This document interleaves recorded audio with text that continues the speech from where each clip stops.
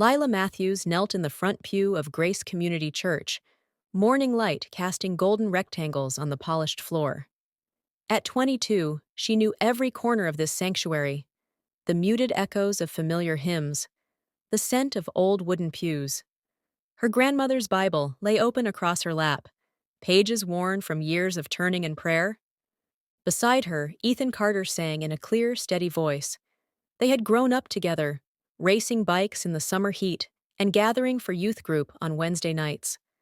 Lila remembered how he'd been there for every milestone: her baptism, high school graduation, even the tearful night her dog passed away. Lately, she couldn't ignore the small flutter in her chest whenever she caught him smiling at her. She felt a warmth she couldn't quite label, woven in with the comfort of home. After the final hymn, Pastor Nichols spoke about anchoring oneself in faith, especially during life's upheavals. His sermon drew on a passage from the Psalms: "Your word is a lamp to my feet and a light to my path." Lila listened, pen resting on the edge of her Bible. She sensed the familiar tug of longing and gratitude, as though God was whispering reassurance into the stillness of her heart. When the service ended, the congregation stirred. Friends and families headed for the foyer, where laughter and the smell of coffee mingled. Ethan lingered, waiting for Lila. Mrs. Jenkins from the youth choir stopped to greet them, her cheeks rosy with enthusiasm. "So glad to see you both," she said, eyes twinkling. "It's a blessing you're staying involved." Lila squeezed Ethan's arm lightly, and they made their way to the refreshment table. He poured coffee into 2 paper cups and handed one to her. "Think we'll have time to grab lunch before heading to the shelter?" he asked. She nodded, smiling. Volunteering at the local shelter had become their shared weekend routine. Together, they served warm meals, sorted donations, and listened to people's stories. That afternoon, sunlight filtered through high windows as they worked in tandem. Lila at the serving station, Ethan washing dishes. Every so often, they caught each other's glance. His presence felt like a steady anchor, grounding her in a world that sometimes felt unsteady. When the crowd thinned, a shy boy approached, clutching a tattered teddy bear. His eyes flickered nervously. Lila knelt to say hello, introducing herself as gently as she could. Ethan joined them, offering a friendly wave. Underneath the bustling noise, Lila felt a subtle warmth spread through her chest, watching Ethan's kindness in action. It was moments like these that reminded her she wasn't alone, that faith was more than ritual. It lived in compassion and service. Afterward, they loaded into Ethan's old truck. As they drove past the large oak tree on the church grounds, Lila recalled how they used to race each other to the top, fearless on its sturdy branches. Now, life was more complicated, but that memory symbolized something unwavering. She turned to Ethan, about to speak, but hesitated. A part of her wanted to share the swirl of feelings she'd been harboring, the sense that their bond was slowly deepening beyond friendship. Back at the church, Lila found her mother in the fellowship hall, discussing next week's potluck plans. Her mother's eyes lit up when she saw Lila and Ethan. "Stay for dinner," she insisted. "I made a casserole." The 3 of them settled into the church kitchen, laughter bouncing off the tile walls. Amid gentle teasing and chatter, Lila's mind wandered to the uncertainty of the coming months. She'd soon be leaving for college in the city, and although she was excited, a tinge of melancholy crept in. What if life pulled her away from this safe, familiar place? And from Ethan. That evening, as the sun dipped below the horizon, Lila and Ethan walked out to her mother's car together. The parking lot was nearly empty, the warm glow of the church lights illuminating the path. "Remember to text me if you need anything," Ethan said softly. "College is going to be amazing, but I'll miss you." His tone carried the faintest tremor, the sincerity of a childhood friend who never wanted distance to change them. "I'll miss you too," Lila replied. She fiddled with the cross necklace around her neck, unsure whether to voice the affection blossoming in her heart. Instead, she offered a soft smile. "We'll keep in touch. You can't get rid of me that easily." He laughed. and for a moment the air felt charged, as though a new horizon had opened between them. But neither spoke of it directly. They said their goodbyes, a tender understanding lingering in the silence.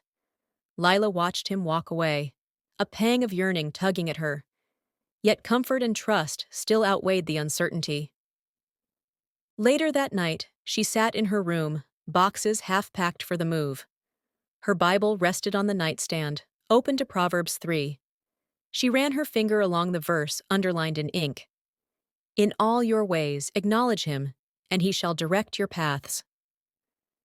The words felt personal, as though guiding her forward. Faith, she realized, was not just about Sunday mornings or daily devotions. It was also about stepping into the unknown with trust, believing that the light she carried inside would not be snuffed out by change. She picked up her phone, typed a quick text to Ethan, "I'm grateful for you, good night," and set the phone aside, heart lighter. Outside, the branches of the oak tree rustled in the night breeze, a living emblem of roots and stability. Tomorrow would bring new challenges, new adventures, but she was anchored in something strong, a steady flame of belief and the warmth of someone who cared. In the quiet darkness, Lila prayed a gentle, earnest prayer for guidance. For her family, her future, and for Ethan, who had become more than just a companion in the pew. As she drifted to sleep, her last conscious thought was that faith wasn't merely an anchor keeping her from drifting. It was a promise that she could sail into new waters and still find her way back home. Lila Matthews arrived at college carrying a sense of anticipation and a well-worn Bible. The campus buzzed with energy, new students hauling suitcases, orientation leaders giving tours, and flyers shouting announcements for clubs and parties. She'd grown up in a quiet community where church potlucks were the highlight of any weekend. Now, towering buildings and endless crowds dwarfed those old touchstones. Her dorm room was cramped but bright, with a view of the city skyline. She met her roommate Zoe, an artsy whirlwind wearing black eyeliner and jangling bracelets. Within minutes, Zoe held up a neon flyer. "Rooftop party tonight. You have to come," she said, eyes gleaming. "Best way to meet people." Lila hesitated, picturing the cozy fellowship group she'd planned to visit. But she was curious. After all, hadn't she come here to experience more than her small-town life? "Okay," she agreed, slipping her cross necklace under her sweater. She told herself it was just one party. That first night expanded into a kaleidoscope of new experiences: pulsating music, cheap drinks, and an endless chain of introductions. The city lights were dazzling against the dark sky. Lila found herself sipping a beer she didn't actually enjoy, but the laughter around her seemed to dull any reservations. She felt a flutter of excitement mixed with the faint whisper of doubt. By the time she returned to the dorm, it was well past midnight. Her phone buzzed, a text from Ethan. "Miss you at Bible study." She blinked at the screen, guilt pooling in her chest. "I'll reply tomorrow," she promised, and set the phone aside. Days turned into weeks. Lila's schedule filled with classes, group projects, and spur-of-the-moment outings, karaoke nights, art shows, late runs to the nearest 24-hour diner. She discovered an edgy coffee house off campus, where she and Zoe took artsy photos for social media. The likes and comments flooded in, fueling a new sense of belonging that thrilled her even as it unsettled her. She noticed the quiet nudge in her heart, the lingering sense that she was ignoring her spiritual life, but it was simpler to push it aside. Ethan kept texting, each message gentle and supportive. Sometimes Lila tapped out a quick reply, "Doing fine. Hope all's well back home." But it felt hollow. She couldn't bring herself to talk about the parties or the hangovers, or how she almost never opened her Bible anymore. She'd glance at it on her desk, unread, and wonder how she'd drifted so easily. Zoe, meanwhile, became Lila's gateway to everything unconventional: rooftop raves, bohemian art circles, basement poetry slams. Lila discovered a fascination with this world, yet she also felt a subtle undercurrent of loneliness. The next day in class, she'd be too tired to focus, scribbling half-hearted notes. She skirted invitations to campus Christian fellowship events, telling herself she'd go another time. Late one Saturday, Lila joined Zoe at a neon-lit club. The music vibrated through her, a rhythmic pulse that swallowed any lingering doubts. She danced, laughed, and drank too much, only to wake up the next morning tangled in sheets, ears still ringing. The reflection in her mirror looked disheveled, and she tucked her cross necklace deeper into her sweater to hide its glimmer. It was easier not to be reminded, yet guilt persisted. A wave of it washed over her when she passed a street preacher quoting scripture on a busy corner. Another came when she noticed an incoming call from her mother, ignored because she was too ashamed to admit how she'd spent her nights. She recalled her father's words in a sermon, "Not all that glitters is grace." She scrolled through Zoe's Instagram posts, brimming with cryptic captions and half-lit selfies. Lila craved the carefree image they portrayed, but couldn't silence the ache that told her she was drifting farther from who she was. One evening, after a blur of parties and missed deadlines, Lila stumbled into her dorm to find a message from Ethan. "Haven't heard from you in a while. You okay?" She sank onto her bed, tears burning in her eyes.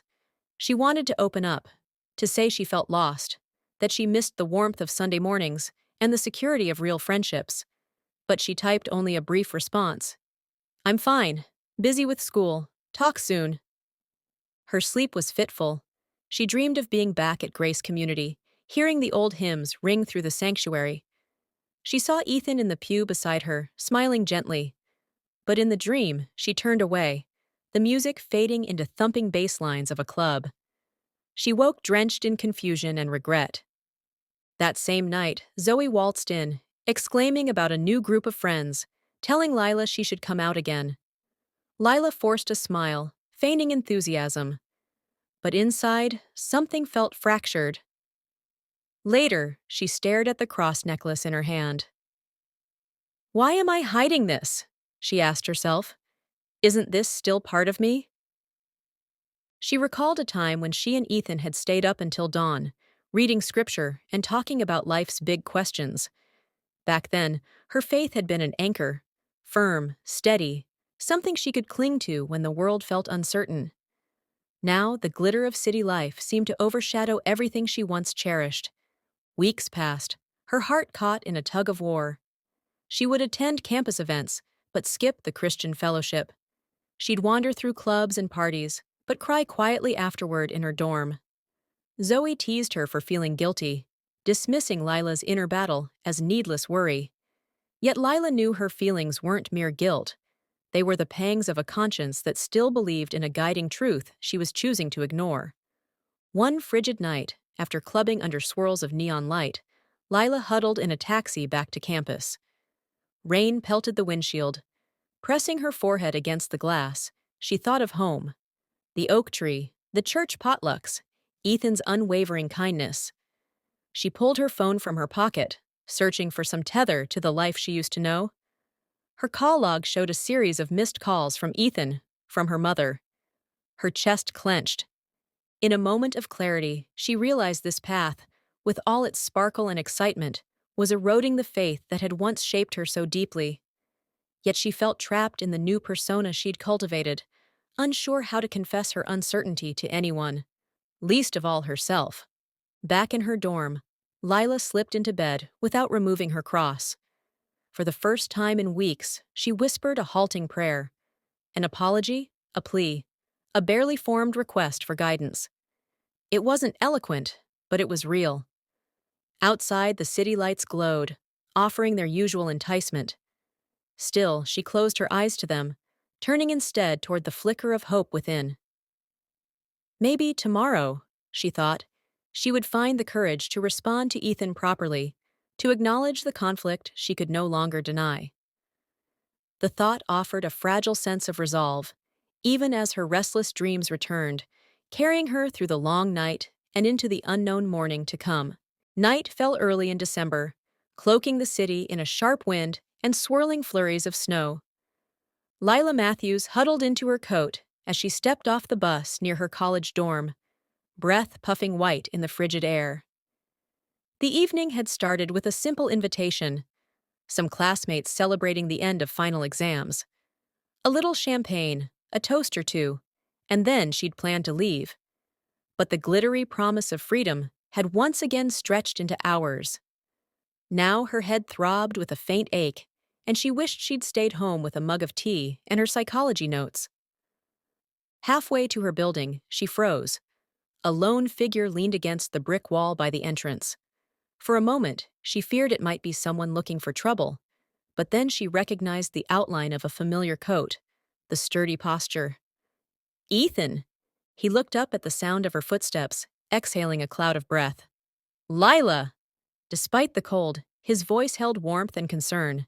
She wasn't ready to see him, especially not tonight, not after champagne had made her world spin. Ethan! She managed, her tone sharper than intended. What are you doing here? Her words slurred slightly. She saw a flicker of worry cross his face. She immediately felt defensive, angry at herself for feeling guilty under his gaze. He held out a thermos. I brought you some tea. It's freezing out here. Then, more quietly, he added, Your mom's worried.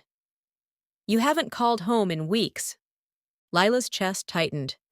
It wasn't that she didn't love her mother. She did, fiercely. But avoiding phone calls was easier than facing the questions about her spiritual life, her slipping grades, the new edge in her voice whenever faith came up. Her mother had asked Ethan to check in on her. Of course she had, and it stung her pride to see him here, as if she were a child needing rescue. I'm fine, she said, hugging herself against the cold. You didn't have to come all this way. She expected Ethan to argue, to lecture her for the swirling rumors, missing fellowship, skipping Sunday services, partying with people who saw her cross as just another accessory.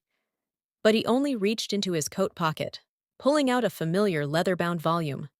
Her grandmother's Bible. The sight of it nearly stole her breath. She realized she'd left it at Grace Community Church the last time she'd been home, weeks ago. I found this in the back pew, Ethan explained softly. Figured you might want it. He didn't sound judgmental or angry. If anything, he sounded sad. The kind of sadness that comes when someone you love is drifting away and you can't stop it. Lila's eyes burned with sudden tears, but she forced them back, taking the Bible gingerly. She refused to meet his gaze.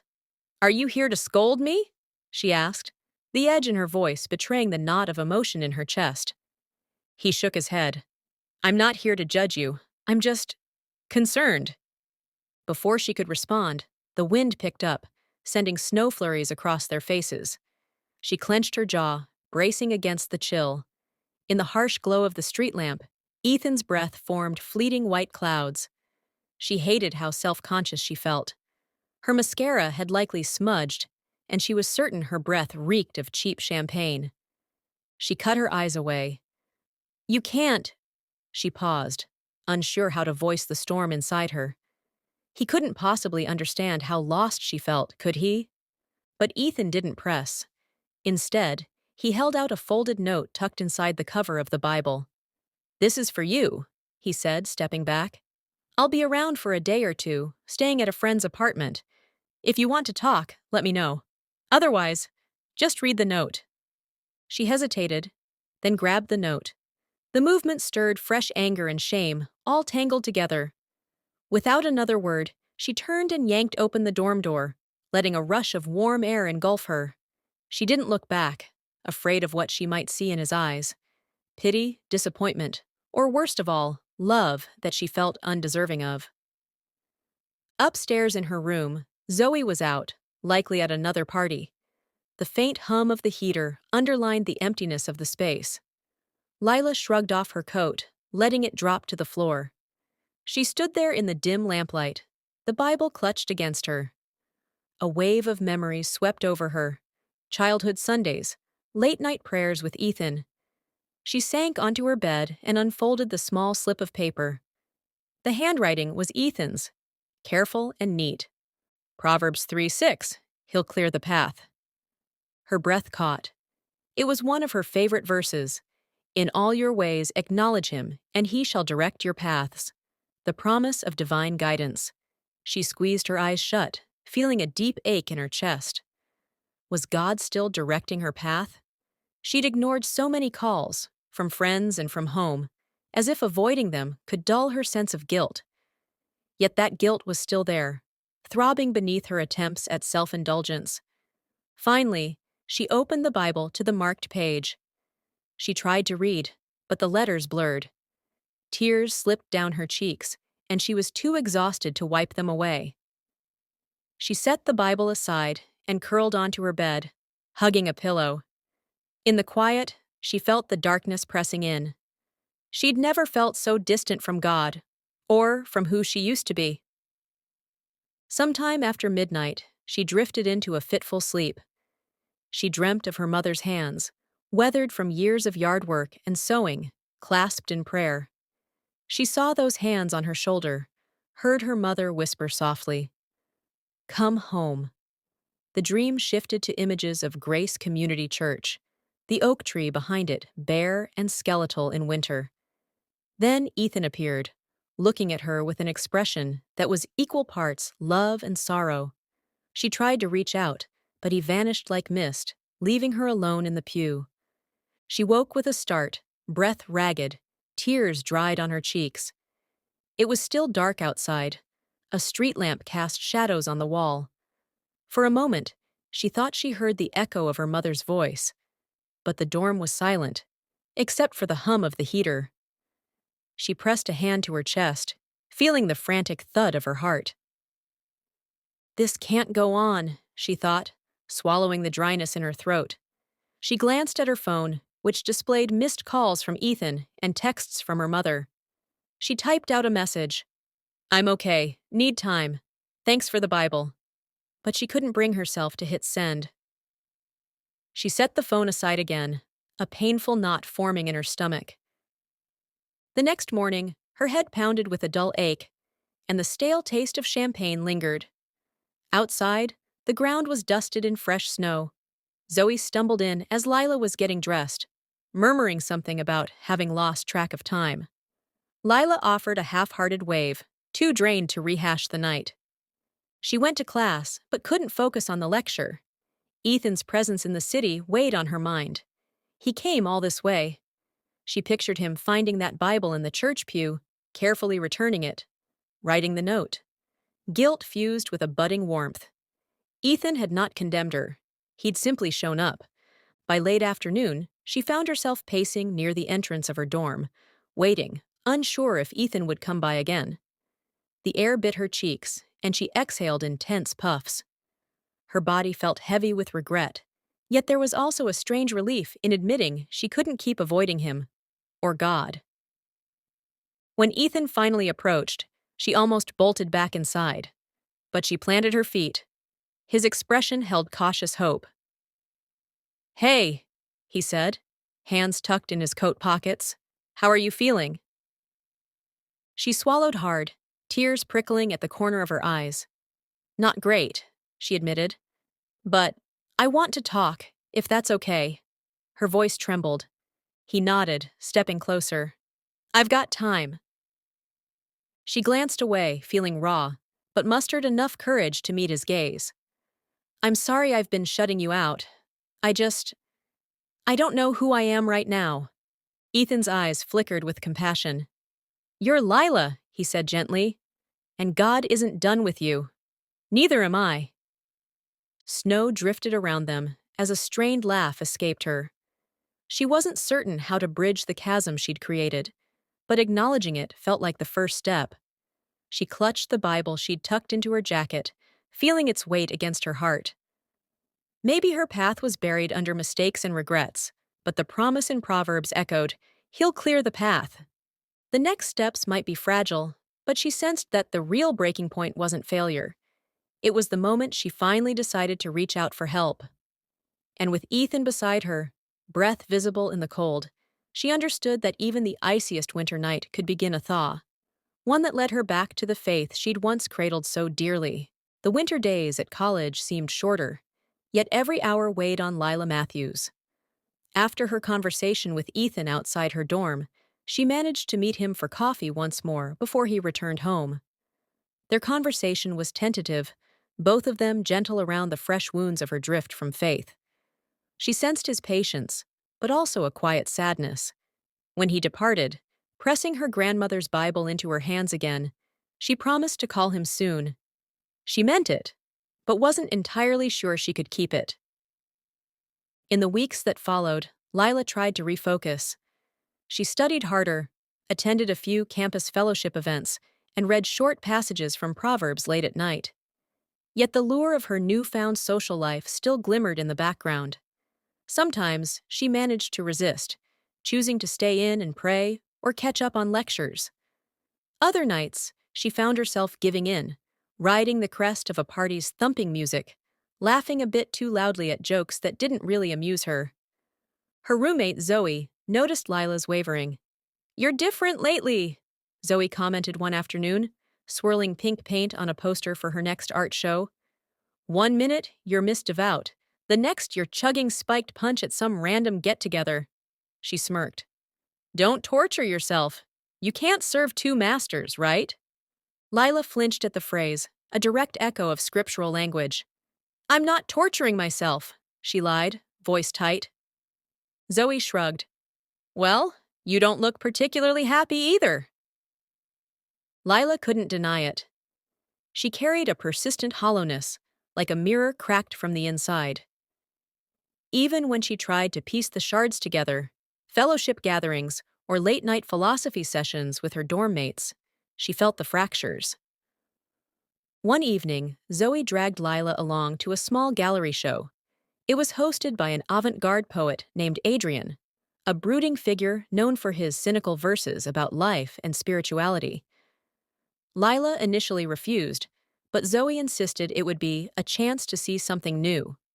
The gallery space was dimly lit, white walls hung with abstract art.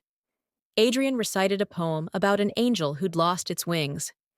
His words pricked at Lila's conscience, the imagery unsettlingly familiar. He looked her way as he spoke of a God who abandoned his creation, and a shiver slid along her spine. They got to talking afterward, Adrian's dark eyes probing her mention of church. "You still believe in that?" he asked. "A cosmic father figure? Sounds like a convenient fairy tale." Zoe laughed lightly, sipping cheap wine from a plastic cup. "Don't start with her," she teased Adrian. "She's torn enough as it is." Flustered, Lila fumbled for an answer. She felt both defensive of her faith and oddly intrigued by Adrian's challenging questions. The conversation took on a late-night intimacy, discussing theology, existence, and how fear shaped people's need for religion. By the time the gallery closed, Adrian invited her for coffee, praising her refreshing honesty. Lila blushed, a confused blend of pride and guilt. It had been a while since anyone looked at her that intently. Over the next couple of weeks, she found herself drawn into Adrian's orbit. They exchanged messages about art, about old philosophers. He quoted Nietzsche and scoffed at the idea of prayer. Lila argued back, at first, but the more they talked, the more she doubted her own conviction. One cold afternoon, after wandering through a local bookstore, they ended up in Adrian's apartment. Surrounded by stacks of poetry collections and half-finished sketches, he pulled her into a kiss. It was startling, electric, and afterward, she felt strangely hollow, like something precious had slipped further out of reach. Word of her new thing, with the darkly captivating poet, spread among her social circle. Zoe was amused, a sly grin playing on her lips when she asked about it. Lila tried to ignore the gnawing ache in her chest. Adrian was intriguing, yes, but also unsettling. He'd mock her occasional references to God, dismiss them as naive. Yet he coaxed out her vulnerabilities, and a part of her found twisted comfort in being seen, even if it wasn't for who she truly was. Eventually, their brief affair ended almost as quickly as it began. One night, Lila arrived at Adrian's place to find him in a heated debate with a fellow poet. When she asked a question, trying to reconcile God's love with human suffering, he laughed scornfully. "It's all a delusion," he said. Deep down, you know that too. She felt the final snap of disillusionment, like a cord cut with a sharp knife. She left in tears, stumbling down icy steps, cursing her own naivety. Zoe's earlier teasing echoed in her mind. You can't serve two masters. She realized she'd pursued someone whose worldview was a direct assault on everything she once held sacred. Her fling had left her emptier than before. A few nights later, at a crowded house party, she noticed a mural on the wall. Angels with outstretched wings, their faces soft with compassion, except the wings had been spray-painted over, with jagged graffiti. The jarring image struck a raw nerve. It felt like a metaphor for her own condition. The divine layered over by chaos, beauty marred by rebellious scribbles. Tears burned behind her eyes. She fled the party, weaving through confused onlookers. Outside, snow fell in thick clumps, muffling the city noise. Her phone, clenched in her fist, beckoned. She pressed Ethan's contact, desperate to hear his voice. The phone rang once, twice. Then she panicked and hung up. The fear that he'd ask questions she couldn't answer knotted her stomach. Instead, she sank onto a nearby bench, fingers trembling in the freezing air, and scrolled through old photos. Mission trips with the youth group, a bonfire night where Ethan's hand had lingered near hers, both of them too shy to admit the spark. She scrolled further, face damp with tears, until she landed on a snapshot from a church picnic.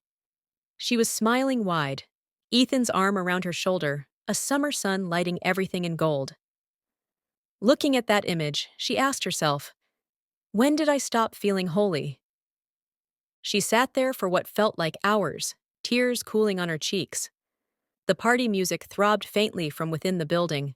Her heart hammered with an unfamiliar sense of desperation. She'd come to college craving freedom, yearning to explore, but all she'd found was a labyrinth of confusion and heartbreak. Where was the faith that once guided her? Eventually, she forced herself to her feet and trudged through the snow back to the dorm. Zoe was out. The room was quiet, lit only by the glow of a street lamp leaking through the curtains. Lila fished out her grandmother's Bible from the desk drawer, though her hands shook. She opened it to the underlined verses in Isaiah and Proverbs, scanning the promises she used to lean on. The words blurred. She exhaled unsteadily, a fragile prayer forming on her lips. God, she whispered, voice wavering. I don't know where to go from here. I'm lost. Please, help me. The silence of the room pressed in, but somewhere within it, she sensed a faint stirring, like the faintest echo of a familiar melody calling her home. Curling onto her bed, she let the tears come. She thought of Ethan's patient eyes, of her mother's clasped hands in prayer. She remembered the sweet hush of Grace Community Church, the oak tree where she and Ethan once carved their names. The memory comforted her, reminding her that her broken reflection wasn't the final image of who she could be. Even so, she knew the journey forward would be hard. Shame, hurt, and spiritual confusion tangled within her. The fling with Adrian, the parties, the neon-lit distractions, none of it had filled the growing void. Now she had to confront the reality that she couldn't run forever. For the first time in months, she truly believed that Grace might still be waiting for her, no matter how lost she felt. Clutching her phone, she typed a single message to Ethan. I'm sorry I keep pulling away. I want to fix this. I just don't know how. She hit send, heart pounding. Then she pressed the Bible to her chest, letting the weight of it remind her of the faith she once held close. Outside, the snowfall continued in thick silence, a soft hush over the city's roar. In that hush, Lila felt a tentative hope flicker, fragile yet real, the first sign she might find her way back. The campus chapel stood at the far end of the quad, its stained glass windows glinting faintly in the dull winter sun. Lila Matthews had passed it many times, hurrying to class or heading to study groups, never daring to step inside. But today, something tugged her toward the heavy oak doors. Anxiety twisted in her stomach as she pushed one door open, bracing for judgment or a wave of guilty memories. Instead, she found quiet, a soft hush, empty pews illuminated by the gentle glow of colored light. She hesitated in the doorway, cross necklace cool against her skin. The place felt both foreign and achingly familiar. She slid into a pew near the front, hardly aware of her tear-stained cheeks or how her breath trembled. Unable to hold it in, she buried her face in her hands and wept. Grief for her mistakes, for the distance she'd placed between herself and God, and for the ache of missing the home she'd tried so hard to outgrow. Footsteps echoed behind her. She wiped her eyes, half expecting a campus security guard to ask why she was there after visiting hours. But when she glanced back, she saw Ethan. He wore a heavy coat, hair damp from melting snow, concern plain in his eyes. She couldn't form words. The last time they'd spoken was a late-night phone call where she'd mumbled apologies, claiming she wanted to fix things, though she'd barely believed it herself. Yet here he was, breath hitching in the chilly chapel air. He took a seat beside her, leaving a respectful space between them. "No lectures?" she asked softly, voice shaking with the residue of tears. Ethan shook his head. "I didn't come here to lecture. I got your text last night. Figured you might want someone to talk to." He paused, noticing her tear-streaked face. "Are you okay?" She shook her head, silent at first. Then the words spilled out. Regrets, confusion, the sting of realizing how far she'd strayed from her faith. She expected him to interrupt or offer Bible verses in a stern voice, but he simply listened, nodding now and then. She admitted how lonely she felt, even surrounded by new friends and late-night parties. How every attempt at filling the void only seemed to carve it deeper. When she finally ran out of words, she sighed, trembling. For a moment, Ethan said nothing. Then, quietly, he began to speak. "After Dad died," he said, voice unsteady, "I had my own crisis of faith. Couldn't see how God's love fit with losing him. I went through the motions for a while, showing up at church, quoting scripture, without feeling any of it. For months, I kept it to myself, scared to admit I was questioning everything I'd been taught." Lila's eyes flickered with recognition, sorrow mixing with relief. He understood. "But you never showed it," she whispered. "You always seemed so steady." A wry smile touched Ethan's lips. "I was good at hiding it, like you are." He let that sink in before continuing. "One night, Pastor Nichols told me, faith isn't about never doubting. It's about trusting that God can handle our doubts. That stuck with me. I realized I wasn't locked in a cage. I was guided by something bigger than my questions." His voice softened. "I think that's what faith really is. A compass, not a prison." A tremor of hope coursed through Lila.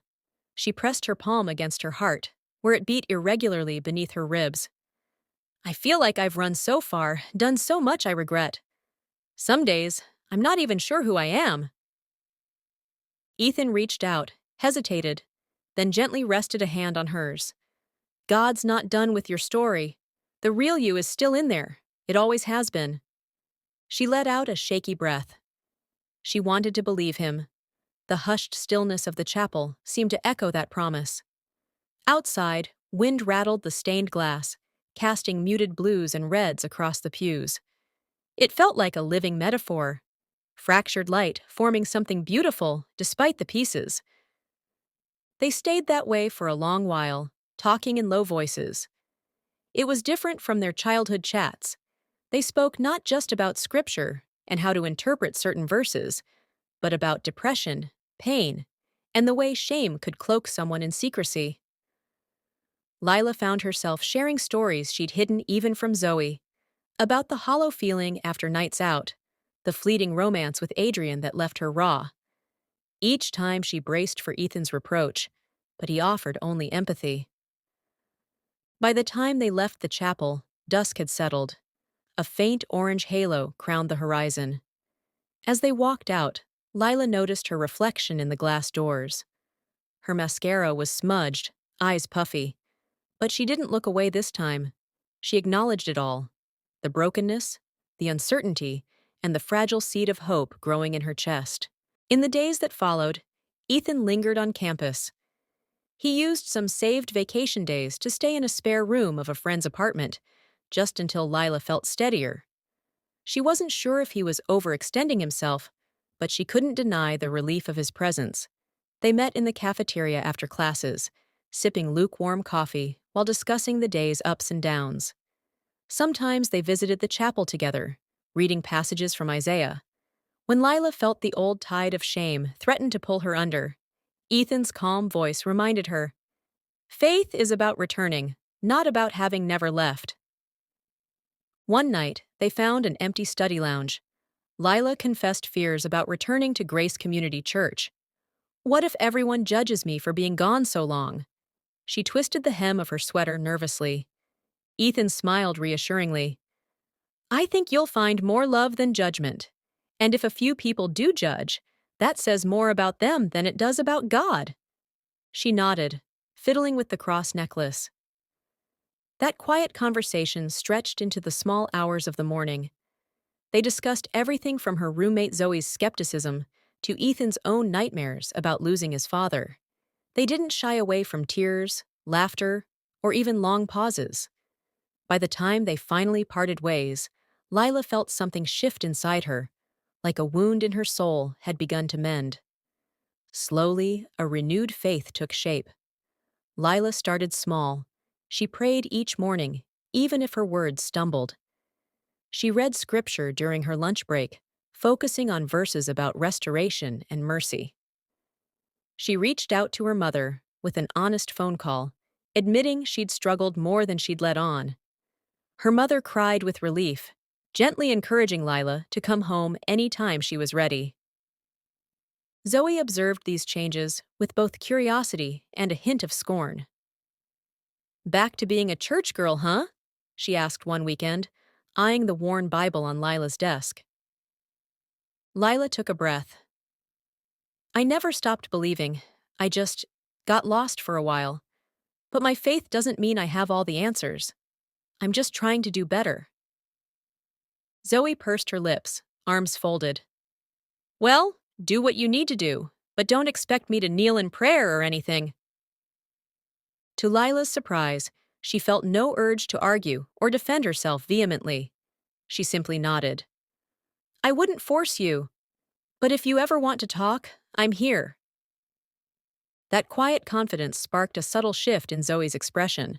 Though she shrugged it off, Lila noticed a flicker of respect. Maybe her friend wasn't ready to explore faith, but at least the conversation was open. As final exams ended, Lila decided it was time to visit Grace Community Church for a weekend service. Ethan headed back home a day early, and they planned to meet at the sanctuary on Sunday morning. Lila invited Zoe on a whim. "If you're curious, you can come along." To her amazement, Zoe said yes. Sunday dawned crisp and clear. The sky was a brilliant blue, the winter sun reflecting on patches of snow. Nervous energy pulsed through Lila as she approached the church's double doors. She spotted Ethan waiting by the entrance, hands in his coat pockets, a gentle smile on his face.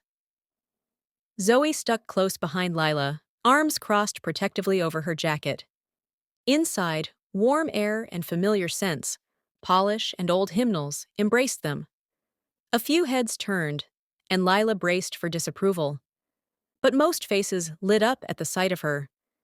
Mrs. Jenkins from the youth choir practically beamed, greeting both girls with a hug. Lila swallowed against the lump in her throat. It was a homecoming, imperfect perhaps, but a homecoming nonetheless. The service itself felt different than she remembered. She was more aware of her own brokenness, yet also more open to grace. Pastor Nichols spoke about second chances, quoting from Isaiah, "Though you are deep in trouble, I will be deeper still in rescue." The words resonated powerfully. She glanced at Zoe, who sat quietly, arms now resting in her lap. A trace of curiosity showed in her eyes. After the final hymn, Lila found herself at the front of the sanctuary, Ethan by her side. Though no grand altar call was happening, She felt a need to lay down her burdens in prayer. She whispered a silent apology for her missteps and a thank you for the guidance that led her here again. A gentle peace flickered inside her, a flame that might waver in the wind, but was a light nonetheless. When she turned, Ethan was looking at her, affection shining in his gaze. It wasn't a look of pity or confusion. It was understanding, trust, maybe even love. She reached for his hand, and he squeezed hers in return, their clasp as natural as breathing. In that moment, Lila understood. Returning to faith was not about erasing her past, but embracing grace that is stronger than any detour. Ethan's steady presence reminded her that she wasn't alone. She glimpsed Zoe hovering in the aisle, hands in her coat pockets, looking uncertain but not dismissive. Maybe, just maybe, there was room for all of them, broken, searching, questioning, to find hope in this place. For the first time in a long while, Lila felt genuinely free, not because she'd run away from her old life, but because she'd returned with a fuller understanding of what faith could be. It was a compass, not a cage, guiding her forward, scars and all, into a future illuminated by quiet, steadfast light.